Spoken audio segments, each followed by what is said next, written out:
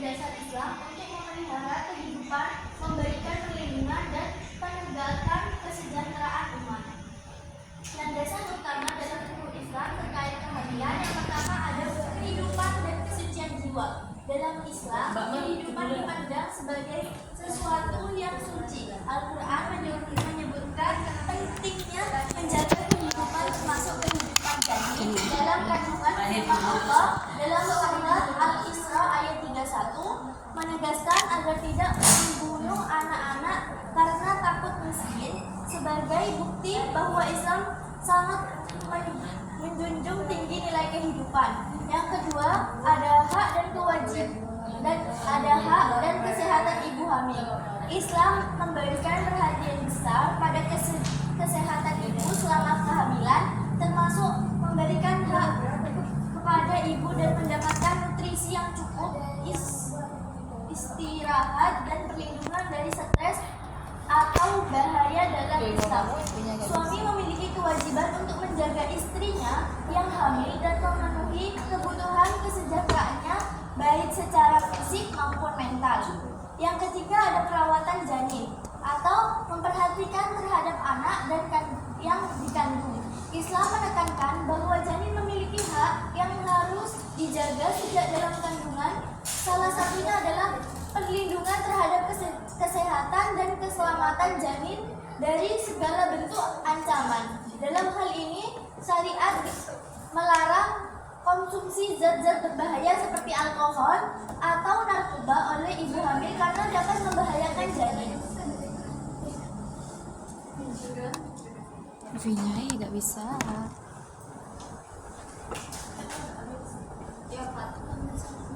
Selanjutnya saya akan menjelaskan tentang landasan utama dalam hukum Islam terkait kehamilan. Yang keempat ada aborsi dalam hukum Islam. Islam pada dasarnya melarang aborsi kecuali dalam kondisi darurat, seperti ketika ada ancaman nyata terhadap keselamatan ibu. Dalam hukum Islam, janin boleh memiliki nyawa atau ruh pada usia 120 hari atau sekitar 4 bulan kehamilan.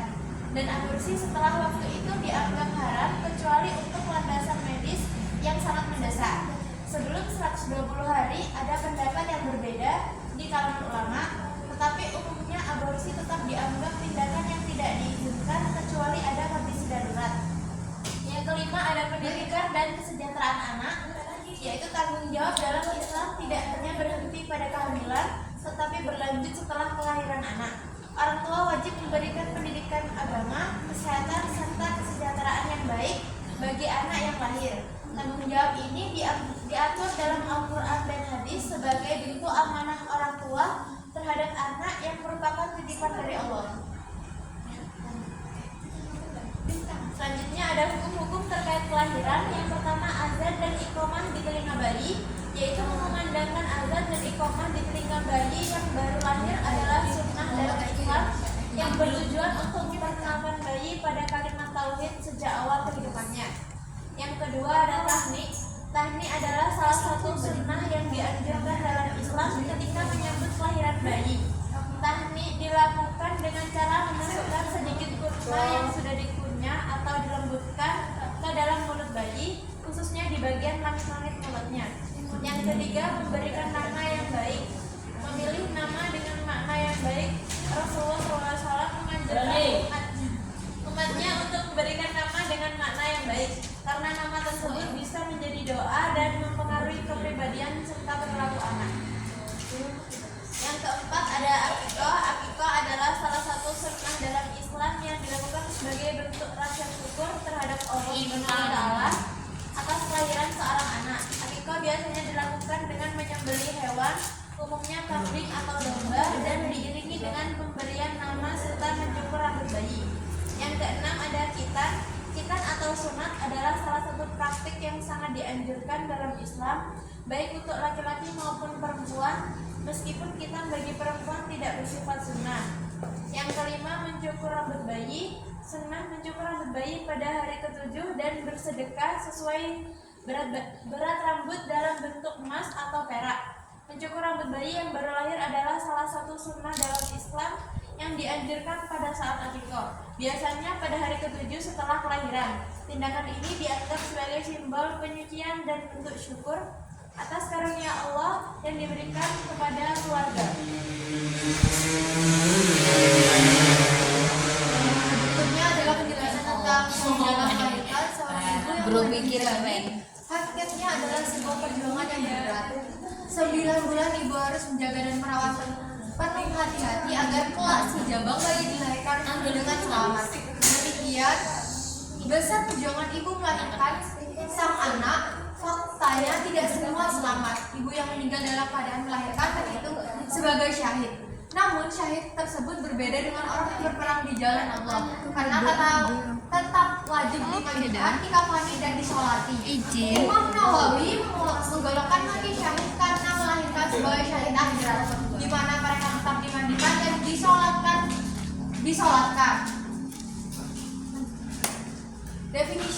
Definisi akikah. Pelaksanaan akikah adalah sebuah ibadah dalam Islam yang dilakukan sebagai rasa syukur kepada Allah Subhanahu wa taala atas kelahiran seorang anak. Akikah dilaksanakan dengan cara menyembelih hewan, biasanya kambing atau domba, dan dagingnya dibagikan kepada kerabat, tetangga dan orang-orang yang membutuhkan. Pelaksanaan akikah. Yang pertama adalah jumlah hewan. Untuk anak laki-laki dianjurkan menyembelih 2 ekor kambing atau domba, sementara untuk anak perempuan cukup 1 ekor. Yang kedua, waktu pelaksanaan. Waktu pelaksanaannya adalah akikah biasanya dilaksanakan pada hari ke-7 setelah kelahiran anak. Meskipun jika tidak memungkinkan, bisa dilakukan pada waktu-waktu lain. Yang ketiga, pembagian daging. Daging akikah biasanya dimasak terlebih dahulu sebelum dibagikan kepada orang lain. Tradisi ini juga mencerminkan syukur terhadap syukur dengan memberikan makanan kepada orang-orang sekitar. Selanjutnya yaitu hukum akikah. Hukum akikah yang disepakati para ulama yaitu sunnah muakkadah, yaitu sunnah yang diutamakan. Sunnah muakkadah bagi mereka yang mampu, bagi sebagian ulama menyatakan wajib. Maksudnya bagi para orang tua muslim, khususnya bagi yang mampu, ibadah akikah dilakukan dalam bentuk ritual yang benar-benar bernuansa islami. Tentu sudah menjadi kebanggaan bagi orang tua dengan rasa cinta kasih bisa mengakikahkan anak-anaknya dengan berharap limpahan karunia dan pahala Allah Sallallahu Alaihi Wasallam. Subhanahu wa ta'ala.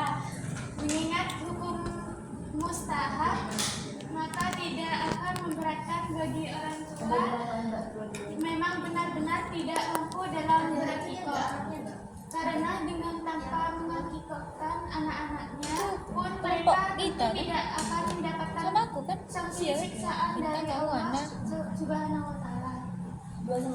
Itunya saya belum di print. Itunya masalahnya lupa aku.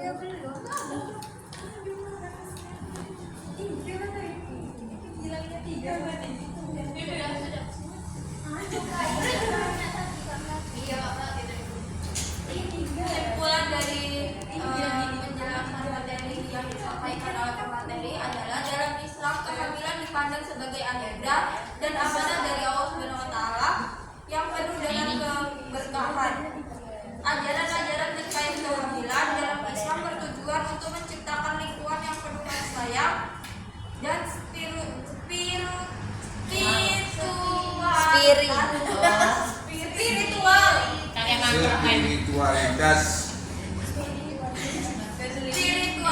bagi ibu dan anak yang dikandung, sekaligus menjaga hak-hak kesehatan mental dan spiritual keduanya. Dalam Islam, kelahiran seorang anak adalah peristiwa yang sangat disyukuri dan terdapat beberapa hukum serta sunnah yang dapat dianjurkan untuk menyambutnya. Hukum-hukum seputar kelahiran dalam agama Islam yaitu tahnik, azan dan iqamah, pemberian nama yang baik, akikah, khitan, menjemur rambut bayi. Secara keseluruhan, hukum-hukum ini bertujuan untuk memberikan keberkahan bagi bayi yang lahir serta menyempurnakan hak anak dalam keluarga muslim. Meskipun beberapa di antaranya adalah sunnah, bagi anak yang baru lahir. Apakah ada yang ingin ditanyakan? Ya, ayo.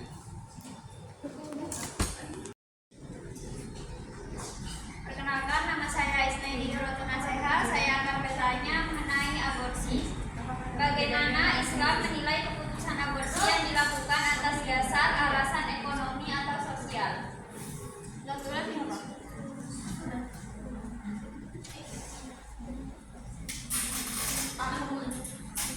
Ya,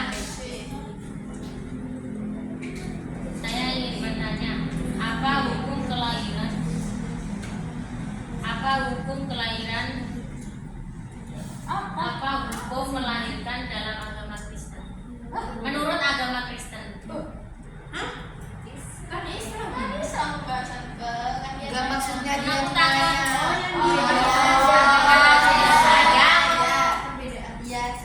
Perbedaan di agama Islam sama Kristen. Oh. Lanjut ke Ais. Perkenalkan, nama saya Siti Aisyah. Di sini saya ingin menanyakan terkait apakah ada perbedaan antara syahid dalam perang dan syahid dalam proses melahirkan menurut ajaran Islam. Terima kasih.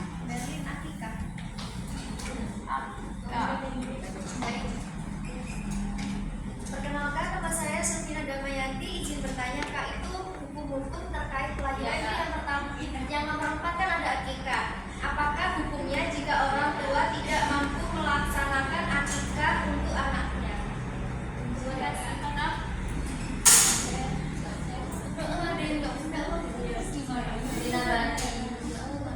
Ada yang mau ditanyakan lagi? Baik, pertanyaan akan dirangkum oleh pemateri. Aku belum akikah.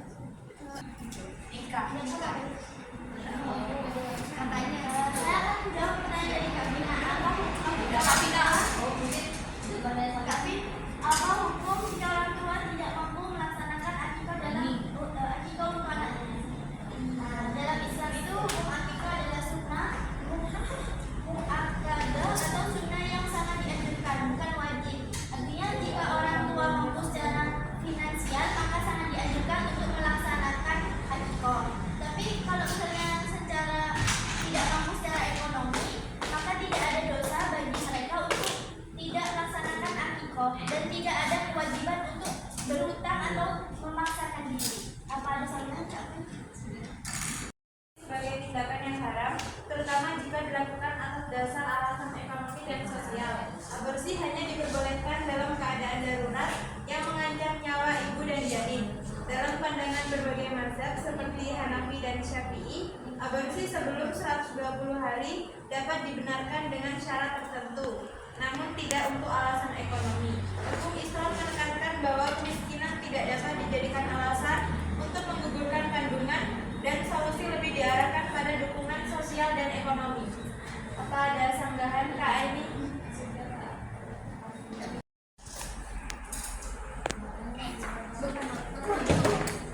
Saya ambil gambar. Di gimana Pak? Gini apa gini? Ya, sekarang lah.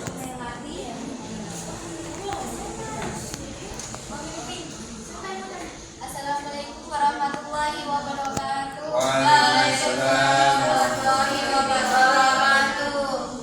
Perkenalkan, nama saya Yusmita Sari. Saya di sini sebagai moderator yang memimpin jalannya presentasi hari ini. Topik yang akan kita bahas yaitu hukum-hukum seputar nifas. Baik, untuk pemateri silakan memperkenalkan diri terlebih dahulu. Baik, perkenalkan, nama saya Berlian Rifia Damayanti. Saya di sini sebagai pemateri. Perkenalkan, nama saya Ismail Rotuna Seha sebagai pemateri. Perkenalkan, nama saya Siti Aisyah sebagai pemateri. Perkenalkan, nama saya Fira Afriya Irawan sebagai pemateri. Baik, pada waktu saya silakan.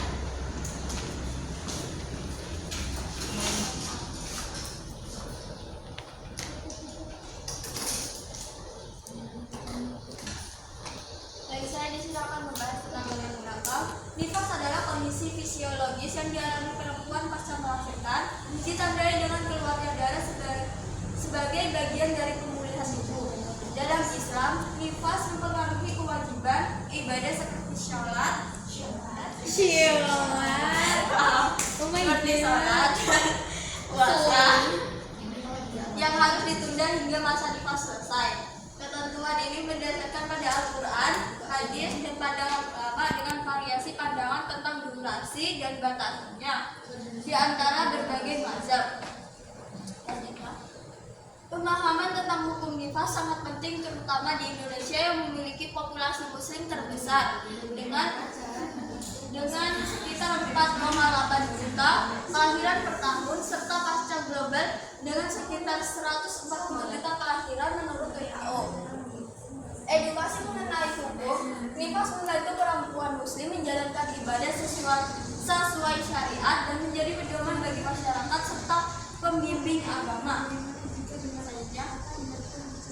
Masa nifas atau period merupakan bentuk masa pemulihan kembali mulai dari persalinan selesai sampai alat-alat kandungan kembali seperti prahamil. Masa nifas atau period yaitu dimulainya setelah plasenta lahir dan berakhir ketika alat-alat kandungan kembali seperti keadaan sebelum hamil. Sedangkan masa nifas menurut Islam adalah masa nifas merupakan masa di mana wanita mengalami pendarahan rahim. Masa nifas berlangsung kira-kira 6 minggu. Masa nifas atau period dimulai setelah plasenta lahir dan berakhir ketika alat-alat kandungan kembali seperti keadaan sebelum hamil. Durasi nifas dalam Islam sudah.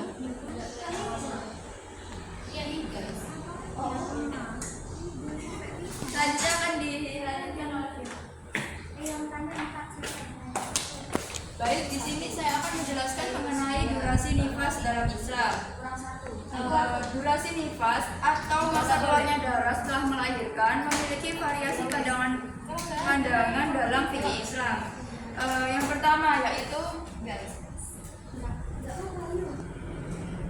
pertama yaitu pandangan dari mazhab Syafi'i dan Hambali. Pada pandangan mazhab Syafi'i dan Hambali ini menetapkan durasi maksimal nifas adalah 40 hari. Pendapat ini didasarkan pada beberapa hadis. Salah satunya yaitu terdapat pada hadis riwayat Abu Dawud nomor 310 yang memiliki arti dari Ummu Salamah RA. Dia berkata, dahulu wanita-wanita yang nifas pada masa Rasulullah SAW berdiam, dia tidak melakukan ibadah selama 40 hari.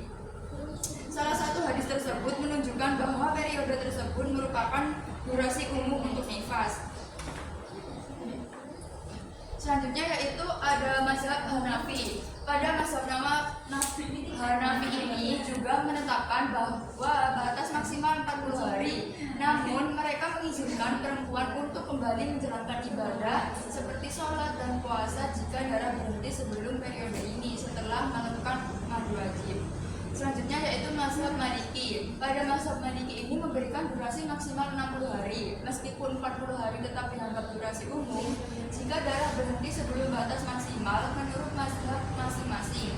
Perempuan diperbolehkan mandi wajib dan kembali beribadah. Namun jika darah terus keluar melewati batas tersebut, darah tersebut dianggap sebagai istihadah atau darah penyakit dan perempuan tetap diwajibkan beribadah sesuai aturan khusus.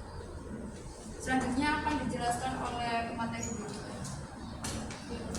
Larangan pada masa nifas. Selama masa nifas, seorang wanita dibebaskan dari kewajiban ibadah seperti sholat dan puasa. Menurut hadis riwayat Tirmizi, para ulama sepakat bahwa wanita nifas meninggalkan sholat selama 40 hari kecuali jika darah berhenti sebelum itu. Maka dia akan mandi dan melaksanakan sholat. Jika nifas melebihi 40 hari dan darah masih menunjukkan tanda berhenti, ia harus menunggu hingga benar-benar berhenti sebelum mandi wajib. Namun jika darah terus keluar setelah 40 hari, darah tersebut dianggap sebagai istihadah atau darah penyakit dan wanita tersebut wajib melaksanakan ibadah seperti mandi wajib dan sholat kembali. Larangan pada masa nifas. Menurut Al-Majnun Taimiyah, jika darah disertai rasa sakit sebelum batas minimal nifas, itu tidak dihitung sebagai nifas.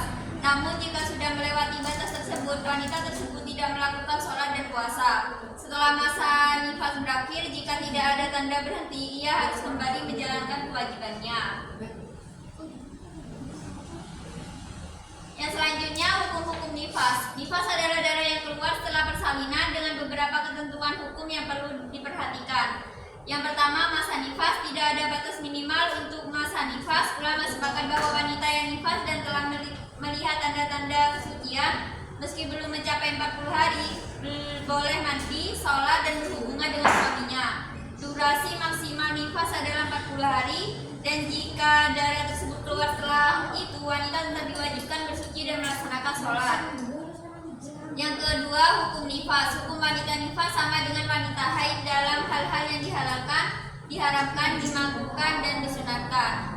Yang ketiga, idah wanita nifas. Wanita yang nifas tidak memiliki masa idah karena idahnya berakhir saat melahirkan.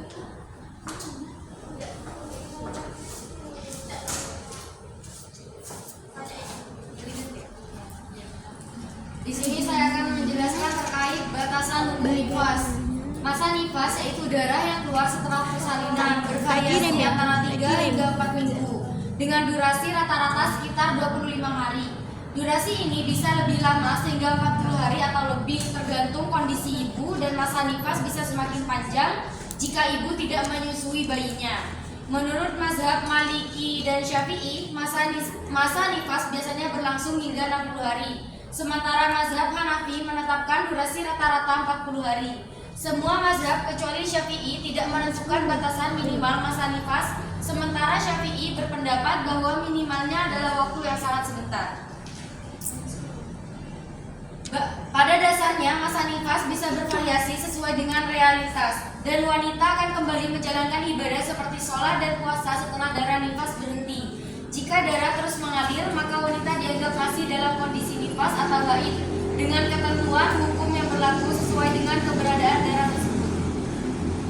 Manfaat hukum nifas yang pertama ada menjaga kesehatan fisik dan kebersihan, yaitu pembatasan aktivitas seperti sholat dan hubungan suami istri selama nifas, membantu mengurangi risiko infeksi pada tubuh wanita yang baru melahirkan. Yang kedua, memberikan kesempatan untuk ibadah yang sesuai.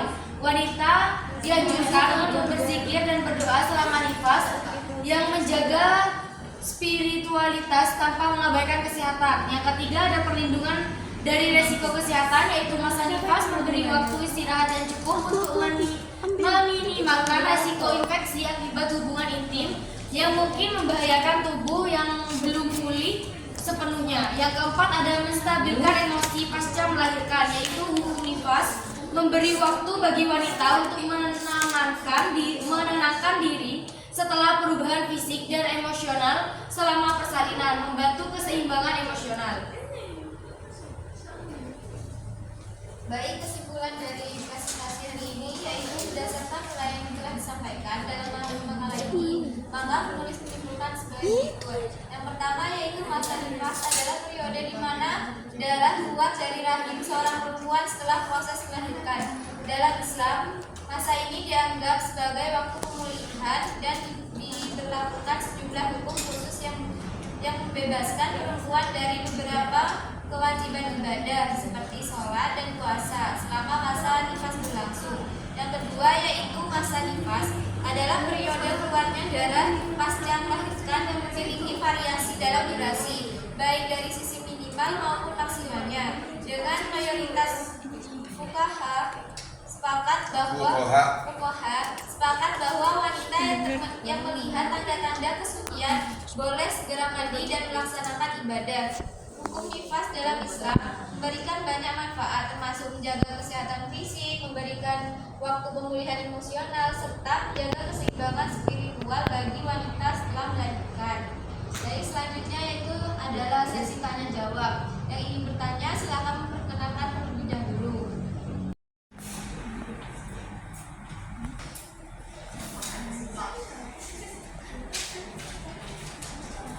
Saya Sakira Inia ingin bertanya, jika darah nifas tidak keluar terus-menerus atau tidak lancar, berhenti dan keluar lagi, bagaimana cara menghitung masa nifas menurut agama Islam?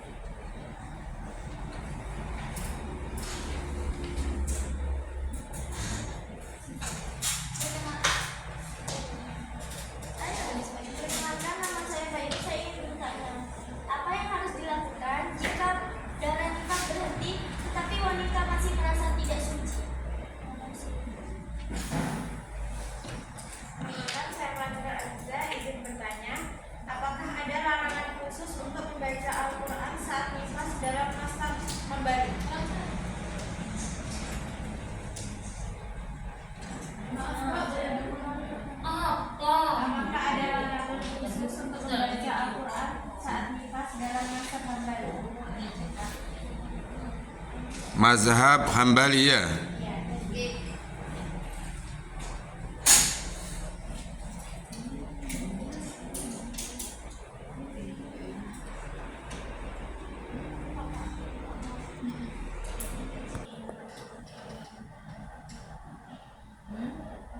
Bagaimana cara mengatasi resiko infeksi akibat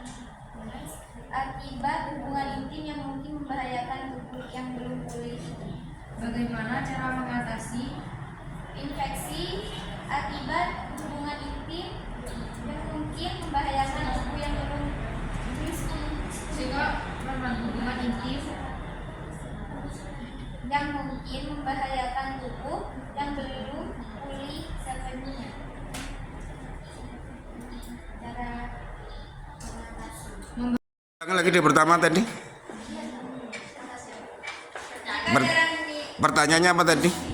Jika darah nifas tidak keluar terus-menerus atau tidak lancar berhenti dan keluar lagi, Iya. bagaimana cara menghitung masa nifas menurut agama Islam? Yes. Caranya menghitung masa nifas itu yang pertama yaitu jika darah nifas pertama kali keluar. Masa nifas dimulai pada saat darah nifas pertama kali keluar setelah melahirkan. Yang kedua, jika darah nifas berhenti sementara, masa nifas tetap dihitung dari waktu pertama kali darah nifas itu keluar. Yang ketiga, darah keluar lagi. Jika darah nifas keluar lagi setelah berhenti, maka tetap dianggap sebagai bagian dari masa nifas. Masa nifas dihitung hingga 40 hari. Namun jika darah masih keluar setelah 40 hari, maka dianggap sebagai istihadah atau darah yang bukan nifas atau haid.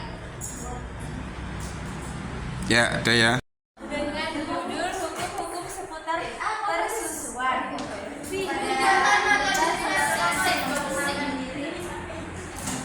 Perkenalkan, nama saya Alif Kusminasari. Saya sebagai materi. Virus. Nama saya Sultina Yulianti sebagai materi. Perkenalkan, nama saya Nevina Mamalia sebagai pemateri. Perkenalkan, nama saya Dara Talita sebagai materi.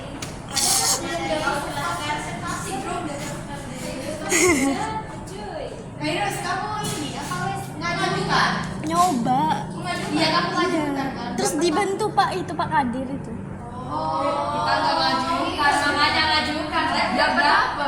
Dapat apa? Aku yang bantu SMA. Ayah ada logo. Dapat apa? IP. Masih dibuka sekarang. Dulu enggak? Hah? Bayang SMA dulu udah itu.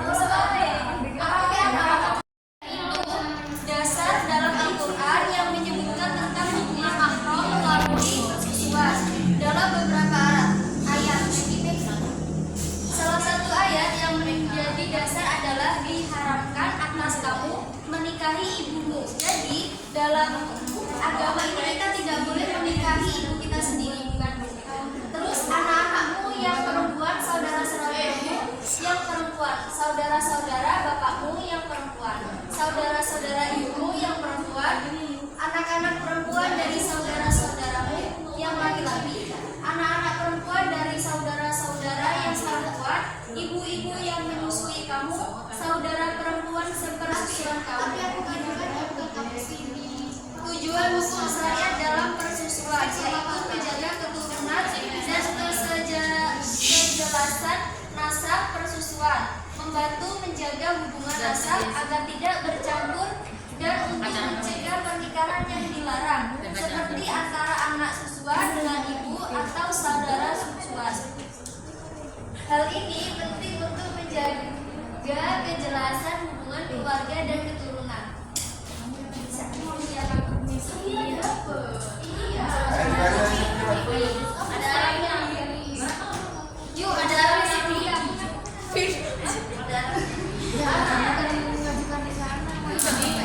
Maaf. Bapak ini Pak.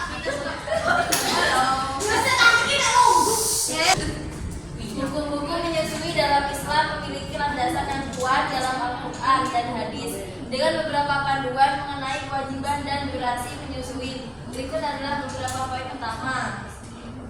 Yang pertama adalah kewajiban menyusui.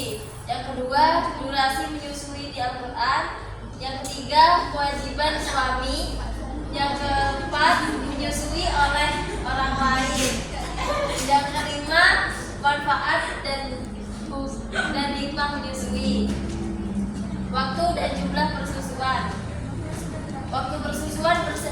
berdasarkan firman Allah dalam surat Al-Baqarah, waktu persusuan dimulai sejak bayi lahir hingga bayi berusia 2 tahun sempurna.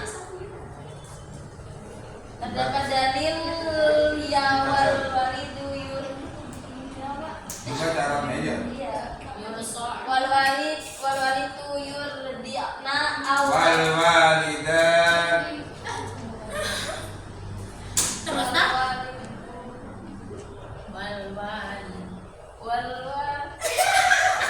wal walidu yurdi'na auladahunna haulaini kamilaini liman arada an yutimma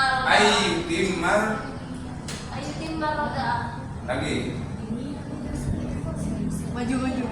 wal walidu yurdi'na auladahunna Wal walidatu yurdina auladahunna hawlaini kamilaini liman arada an yutimma ar-rad'ah. Wal walidatu yurdina auladahunna hawlaini kamilaini liman arada an yutimma ar-rad'ah. Coba. wal walidu yurdi'na Wal walidatu wal walidatu yurdi'na auladahunna auladahunna auladahunna haulaini kamilaini liman arada an yutimma ayyutimmar roda, ya. yang artinya para ibu menyusui anak-anak mereka dalam 2 tahun yang sempurna bagi siapa yang ingin menyusui.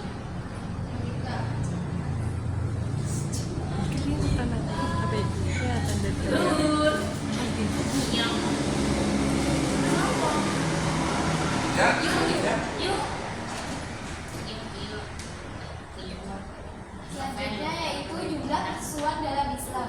Jumlah atau frekuensi persusuan memiliki pengaruh dalam menentukan hubungan mahram atau hubungan yang haram untuk menikah antara anak yang disusui dengan ibu susu dan babu. Berdasarkan beberapa hadis, jumlah persusuan yang dapat menetapkan hubungan mahram adalah 5 kali persusuan yang mengenyangkan. Menurut hadis Nabi Muhammad SAW yang diriwayatkan oleh Aisyah, dulu dalam Al-Quran ada ayat 10 kali susuan yang jelas mengharamkan atau menjadi mahram. Kemudian dihapus menjadi 5 kali susuan yang jelas. Dan Rasulullah SAW wafat sementara itu masih dibaca oleh Al-Quran. Hadis riwayat Muslim. Konsekuensi persusuan yang terpenting ialah berlakunya hukum pemahraman atau mahramiyah bagi anak tersebut terhadap ibu susunya. Mahramiyah ini berhubungan erat dengan pernikahan. Ya, terus sudah. Mbak ke atas ini bisa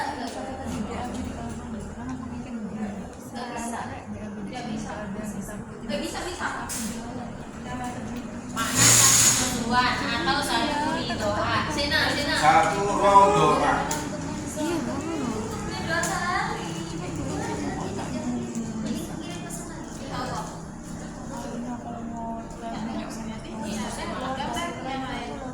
itu enternya dihapus dah. Bisa datangnya ibu ya kelihatan.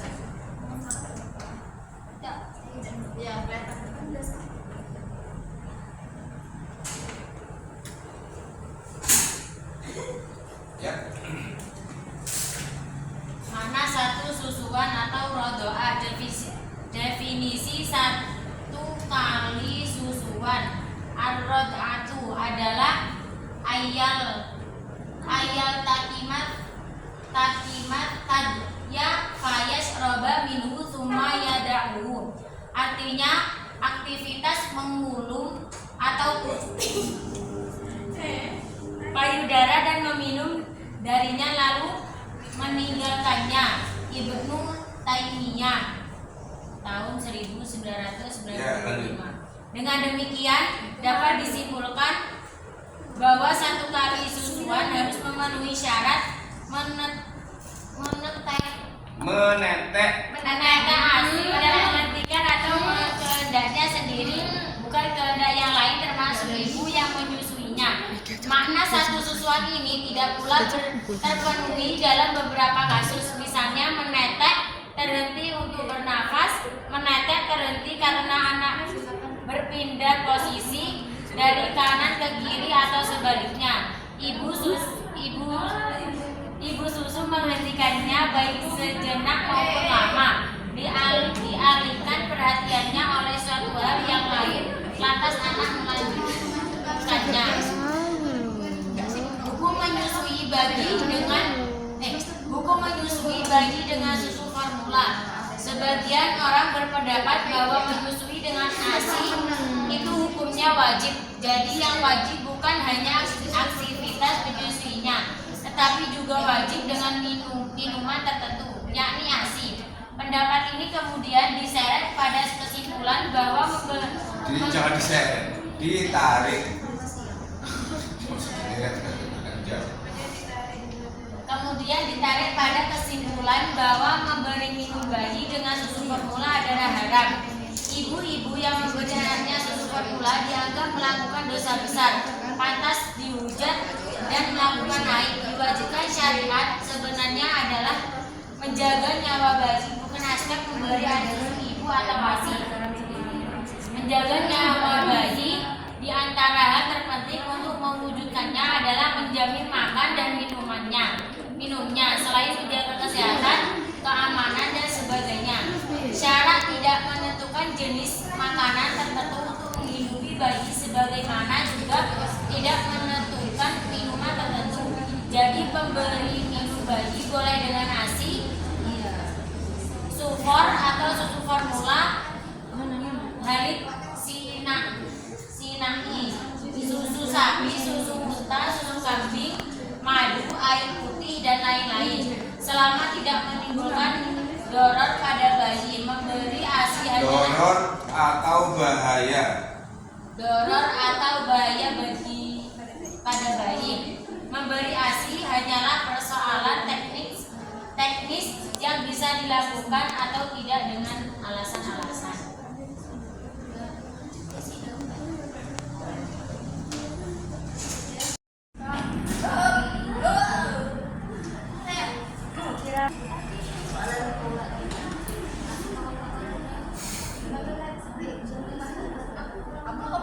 Ya silakan.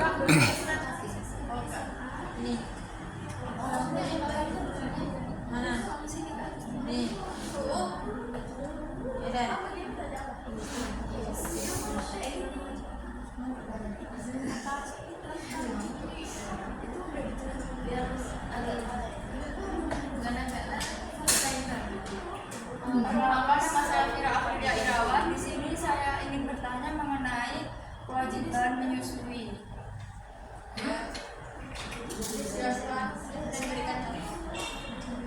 Font hurufnya ini sulit dibaca ya. Ya terus. Apa hukum menyusui dalam Islam? Apa hukum menyusui dalam Islam pada kewajiban menyusui?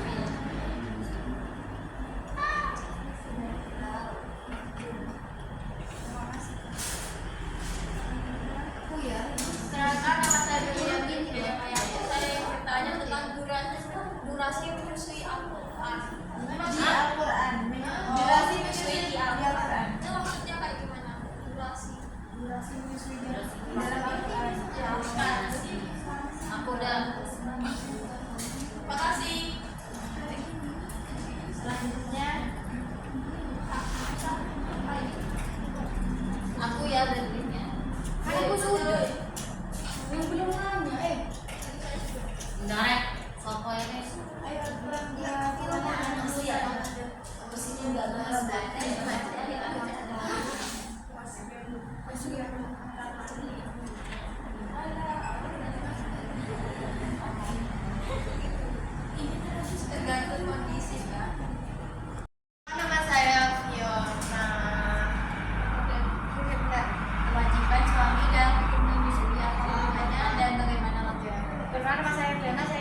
bertanya apa kewajiban suami dalam hukum menyusui, bagaimana hubungannya, apa hubungannya dan bagaimana maksudnya? Ya, bagaimana maksudnya? Kasih ya. Gimana tadi?